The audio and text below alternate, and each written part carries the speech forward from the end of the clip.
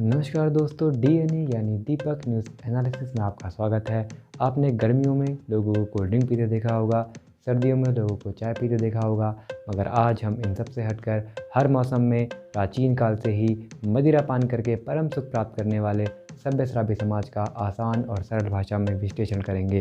हमें उम्मीद है कि आपको ये विश्लेषण जरूर पसंद आएगा और हम ये विश्वास करते हैं कि आप इस विश्लेषण को अंत तक जरूर देखेंगे। यदि आपको अपने आसपास कोई व्यक्ति नमकीन और कुछ गिलास ले जाता हुआ दिखाई देता है, तो आज आपको ये बात मान लेनी चाहिए कि वह सभ्य श्राव्य समाज का प्रशिक्षण ले रहा एक नौसिखिया हो सकता है। जब चार दोस्त आपस में बैठकर अपने अपने गिलास उठाकर उनको टकराकर चीयर्स करते हैं, तो ऐसा लगता है कि वे सभी दोस्त 8,848 मीटर विश्व की सबसे ऊंची चोटी माउंट एवरेस्ट को हाल ही में फतह करके लौटे हों। अक्सर अनेक बुद्धिजीवी और कुंठित पत्रकारिता के गुजकिद शराब व शराबियों की आलोचना करते हैं, मगर हम आपको बता दें कि शराब में अल्कोहल होता है, यानी कि इसमें अनेक समस्याओं का हल होता है। एक सर्वे के आधार पर भारत में रहने वाले 78% से अधिक लोग अंग्रेजी बोलने में झिझकते हैं, मगर 2 पैग अंदर जाते ही उनकी अंग्रेजी इतनी बेहतर हो जाती है कि ऑक्सफोर्ड और कैम्ब्रिज यूनिवर्सिटी के छात्र भी उनके आगे घुटने टेक देते हैं। सभ्य शराबी कभी भी डोनेशन करने से पीछे नहीं हटते, चाहे फिर वो एडमिशन हो या फिर कंट्रीब्यूशन हो, और इसका उदाहरण सदी के महानायक अमिताभ बच्चन 1984 में रिलीज़ हुई हिंदी पिक्चर शराबी में दे चुके हैं, जहां उन्होंने नत्थूलाल जी की 5 बेटियों की शादी के लिए 2.5 लाख रुपए दिए थे और मीना जी को 9 लाख का हार उपहार के रूप में दिया था। कोरोना के इस काल में जहां एक और बड़ी बड़ी हस्तियां सोफे में बैठकर बिगड़ती अर्थव्यवस्था पर चर्चा कर रही थी, तो वहीं दूसरी ओर सभ्य शराबी समाज अपने कर्तव्य का पालन करते हुए बरसात में बिना छाता लिए देश की अर्थव्यवस्था को पटरी में लाने के लिए शराब की दुकानों पर लंबी लंबी कतारों में जाबाजों की तरह डटा रहा। यानी कि इस बात को हम यूँ कहें कि सभ्य शराबी समाज देश की अर्थव्यवस्था का एक मजबूत स्तंभ है, तो इसमें कुछ भी गलत नहीं होगा, क्योंकि सोडा, कोल्ड ड्रिंक, पानी, चखना, नमकीन व फूड इंडस्ट्री जैसे कुछ बड़े बड़े उद्योग सभ्य शराबी समाज के कारण ही मुनाफा कमाते हैं। वैसे तो अब तक इस दुनिया में डर दूर करने की कोई दवा नहीं बनी है, मगर टीचर्स के मुताबिक अगर आप आफ्टर डार्क 8 PM लेते हैं तो आपका डर दूर हो सकता है और एक चूहा भी शेर बन सकता है।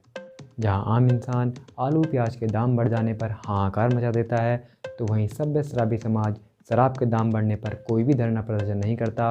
वह धैर्य, संयम और शालीनता का परिचय देता है। यदि हम शराबियों के इतिहास पर नज़र डालें तो इनका उल्लेख हमें महाजनपद काल, मुगल काल, प्रागैतिहासिक काल और पूरा पाषाण काल में भी देखने को मिलता है। शराबियों के अंदर हमेशा कुछ नया सीखने का गुण होता है। यह आत्मज्ञान और आध्यात्म की अपनी ही एक अलग परिभाषा भी देते हैं। यह अच्छे शिष्य होते हैं और ओल्ड मॉन्क को अपना गुरु मानते हैं। हम आपको ये जानकारी दे दें कि नीदरलैंड में गलियां साफ करने वाले लोगों को हर दिन सैलरी के तौर पर 5 यूरो, 10 बियर और थोड़ा तम्बाकू दिया जाता है। और बस इसी बात को ध्यान में रखकर सभ्य शराबी समाज के कुछ बेरोजगार युवाओं ने आबकारी विभाग के प्रमुख अधिकारी माइंडेड दीपक चौधरी को खाली बोतलों में संदेश लिखा कि यदि यह व्यवस्था भारत में भी लागू कर दी जाएगी तो गंदी गलियां सिर्फ इतिहास के पन्नों में दफन होकर रह जाएंगी। जहां एक और आए दिन समाज में जात पात की खबरों से हमारा मन खिन्न उठता है, तो वहीं दूसरी तरफ सभ्य शराबी समाज इन सब बातों से ऊपर उठकर सभी के साथ बैठकर मदिरा पान करके भाईचारे का संदेश देता है। यानी कि हम कह सकते हैं कि शराब एक ऐसी दवा है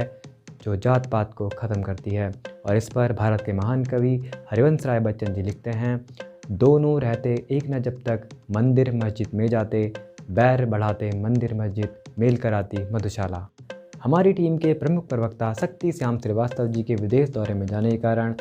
देहरादून से हमारी टीम के युवा संवाददाता विजेंद्र एस नेगी ने दुर्गम व एकांत इलाकों से लेकर शादी पार्टियों में मद्यपान कर रहे सभ्य शराबी समाज का जब इंटरव्यू लिया, तो शराबी समाज ने उन्हें एक पैक पिलाते हुए जानकारी दी कि मनुष्य को जिंदा रहने के लिए 13 मिनरल्स की आवश्यकता होती है और ये सभी शराब में आसानी से मिल जाते हैं।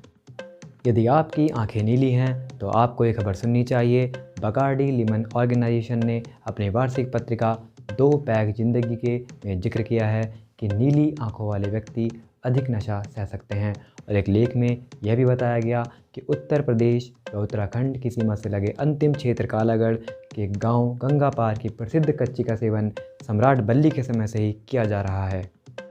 यदि हम शराबियों के शब्दकोश की बात करें तो इसमें हमें neat, soda, half, quarter, peg, चखना, व्यवस्था जैसे अमूल्य शब्द देखने को मिलते हैं। शाम ढलने का बेसब्री से इंतज़ार करना, बेहतर शेर व शायरी करना, छोड़ दिए वो काम जिनके बुरे थे अंजाम, जैसे प्रगतिशील वाक्य बोलना, होठों में नोट दबाकर दोस्त की शादी में नागिन डांस करना और मोटिवेट करके लोगों की निराशा दूर करना सभ्य शराबी समाज के प्रमुख लक्षण माने जाते हैं। हम आपको याद दिला दें कि सुरा सुंदरी में डूबना पाताल लोक के असुरों की प्राचीन परंपरा रही थी और तारकासुर, कमलाक्ष, शुंभ निशुंभ जैसे दैत्य सुरा सुंदरी और स्वर्ग लोक की अप्सराओं को अपने जीवन का आधार मानते थे। और अब आपको कमेंट बॉक्स में ये लिख कर बताना है कि हमने अपने पिछले विश्लेषण में किस अल्कोहलिक ड्रिंक का जिक्र किया था। यदि आपकी पसंदीदा कोई ड्रिंक है तो आप उसका नाम भी लिख सकते हैं, और कोई ऐसा गाना जिसमें शराब का जिक्र है आप उसका नाम भी कमेंट बॉक्स में लिख सकते हैं। हिंदी साहित्य के महान कवि हरवंश राय बच्चन जी ने अपनी पुस्तक मधुशाला में शराब का सुंदर चित्रण प्रस्तुत किया है। वे लिखते हैं, राज्य उलट जाए, भूपों की भाग्य सुलक्ष्मी सो जाए, जगे रहेंगे पीने वाले, जगह करेगी मधुशाला। अब विश्लेषण के अंत में आप समझ ही गए होंगे कि कोई भी आपदा विपदा शराबियों को शराब के मिलन से नहीं रोक सकती, क्योंकि तूफानों से कश्तियाँ निकालकर शराब के ठेके ढूंढने का हुनर सभ्य शराबी समाज के डीएनए में होता है।